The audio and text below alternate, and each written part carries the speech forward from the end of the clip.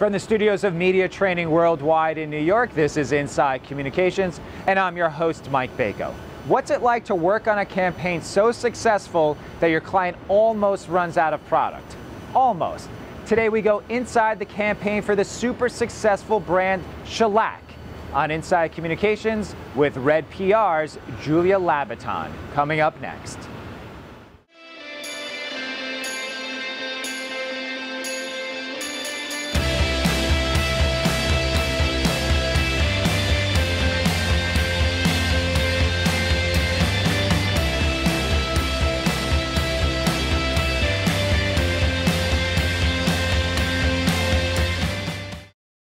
Thanks for joining us today on Inside Communications. When you're launching a product like Shellac, how important is it to get influencers and trade publication writers, editors on board with something like this?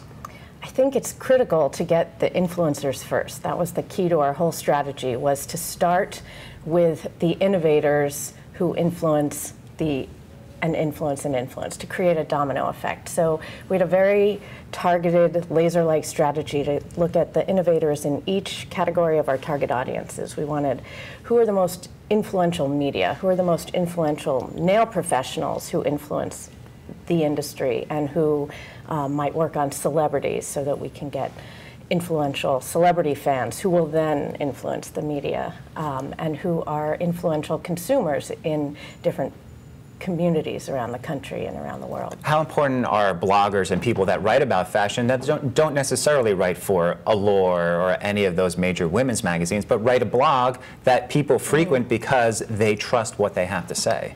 Some of the bloggers are so influential. I mean, the blog sphere, as we all know, is expanding by the minute, and some of the bloggers, they were some of our key targets in the very beginning. In particular, a blog called All Lacquered Up that writes only about nail polish and everything nails, and has a huge following of fans, and incredible credibility. When the writer covers a product, people are listening, they believe her reviews, and we immediately see results. In terms of seeing results and having people try that product, we're talking about global events. We're talking about events in New York, Los Angeles, internationally. How important is it to actually have the editors, the people that are going to be writing about it, actually going in and getting the treatments done? You can't launch a product like Shellac without having people try it. Our strategy was to get the innovators trying it through a whole series of events, starting 2 months before it launched in the marketplace through to now a year and a half later. We're trying to, shellac as many women as possible, and even some men are trying it. You have to try it to believe it, and once you shellac, you don't go back. And so many people have tried it that there was almost too much demand for the actual product. It outstripped by 14 times what the initial estimation was that people were going to be using it. Was that a crisis communication moment in a way where something can get too popular that there's not enough supply for it? It was, Mike. It was incredible. It was working on the launch of Shellac has been like working on the launch of the iPad. It launched into the marketplace in May, and by July, C&D, which is a global company, they had sold out of a year's worth of global supply within several months because of, in large part because of the media coverage. We had the New York Times, the Today Show twice. We had it on the homepage of Yahoo, which shut down their website.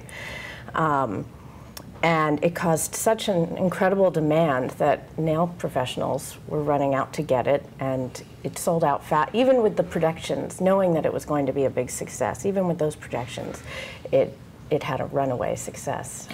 And then we did have a little bit of we did go into crisis mode, and we really took advantage of social media and C&D's network of nail professionals around the world. So we were monitoring what was being said on Facebook and in different chat rooms, 24/7, and responding right away. We had the CEO and the president of C&D calling people directly after they post. So it wasn't just the anonymous, nameless face calling someone up or randomly tweeting them. You actually had the heavy hitters coming in to show that this was a priority for them. We did. We had the co-founder of C&D, who's very well known in the industry and on TV and quoted a lot, calling up saying, I saw what you wrote on Facebook and I'm sorry you're so upset.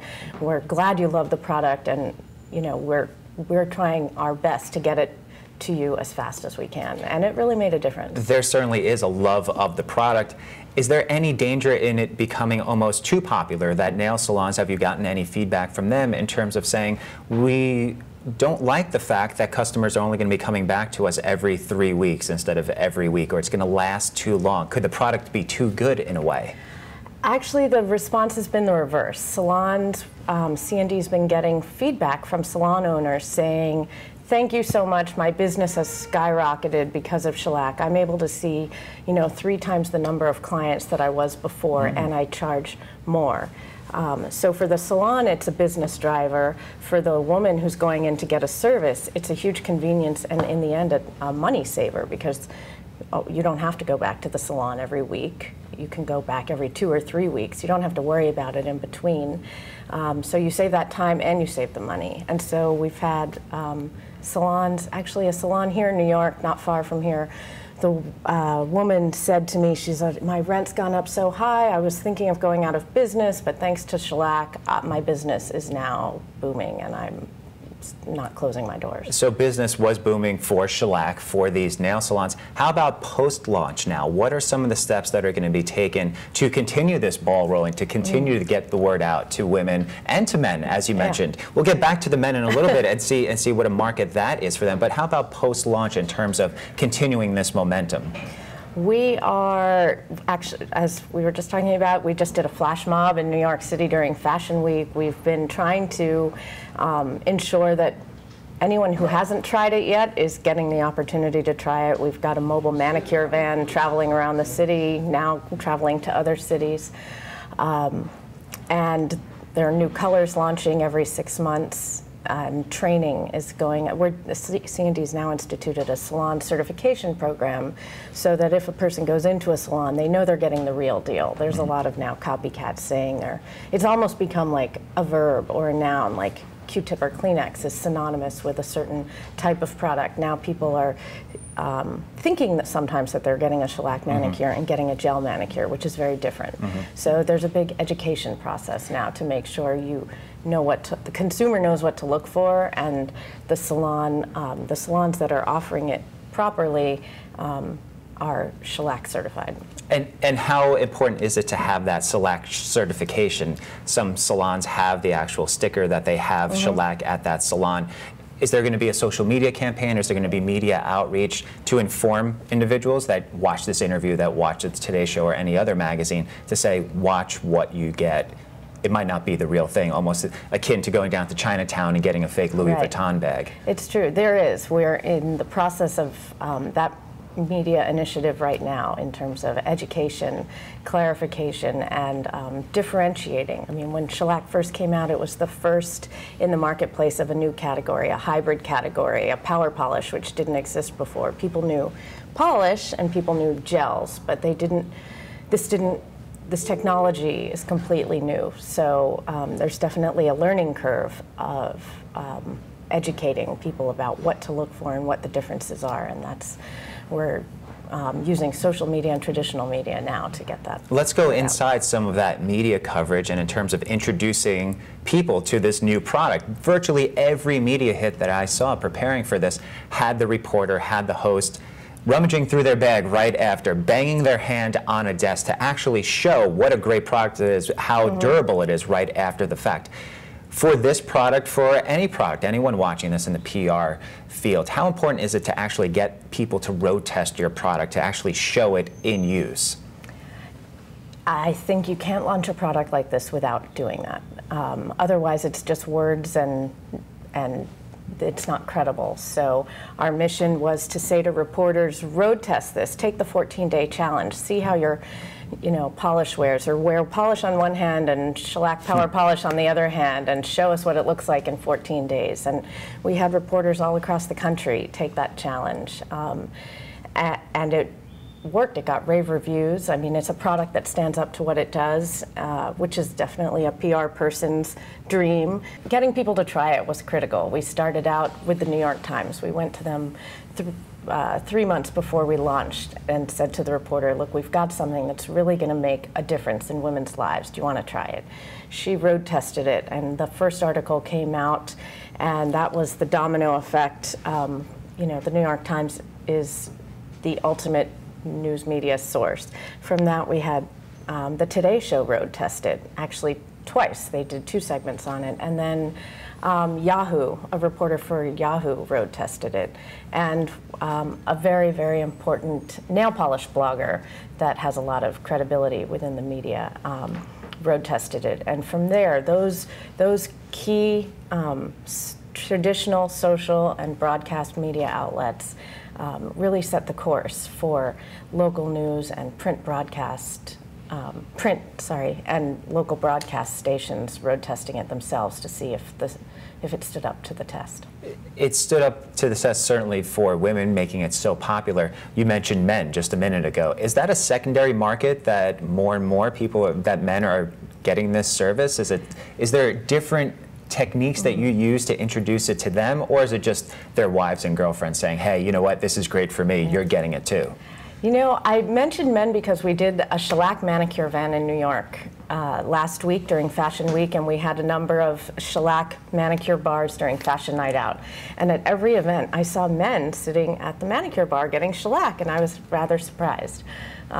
It's, you know, it's not a major market for shellac, but there are a lot of men who get manicures. They love, you know, it's like going to get a shave and a facial and a manicure. I mean, it does keep your hands looking groomed and nice. You don't have to have the high shine if you don't like, but it will definitely, we also find actually guitar players like it because certainly. It's protective. Yeah. What lessons, wrapping up, what lessons did you learn from this that you could take into other campaigns in terms of just the launch techniques, the post-launch, the dealing with that crisis communications, using social media? Are those lessons that you could take into future campaigns and future clients? Yes, I think there are 2 main lessons. One is the idea of innovation diffusion. I mean, you need to diffuse. It's really the core philosophy of public relations. Diffuse the message through the media, but who are the most innovative and influential media and audiences that you need to influence first? If you get to those key audiences first, it's going to help do the rest of your job. For example, we went to not just influential media, but influential nail professionals who work with celebrities. From that, we had Rihanna and Katy and J-Lo all become known fans of shellac, which then got us into People magazine and a number of other media outlets. So choosing who your innovators are first to diffuse the message is important. And we really saw that theory come to life vividly with this launch. And secondly, a lesson that you can never take for granted is the internet has no boundaries. When C&D did a training in the Netherlands for shellac, and the timing was different than the launch in the United States. A blogger in the Netherlands mentioned it long before our media strategy was going into effect. So we needed to react immediately to make sure that it wasn't, you know, going to impair this very well-crafted strategy that we had put together. And it was actually a nail polish blogger who we have a good relationship with who pointed it out to us. So never take for granted your media strategy being domestic versus international. You have to think without boundaries. Wonderful advice, and thanks for going inside communications with us today. Thanks, Mike.